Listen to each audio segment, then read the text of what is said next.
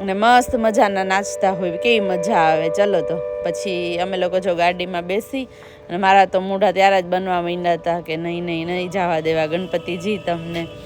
અને બસ તો એમાં પણ બેસીને સોંગ એમાં પણ વાગતા હતા, તો પછી એમાંય સેમ કોપીરાઇટ, એટલે કીધું તો કાંઈ વાંધો નહીં, હવે ભલે હવે આપણો વોઇસ આપણે રાખી દઈએ.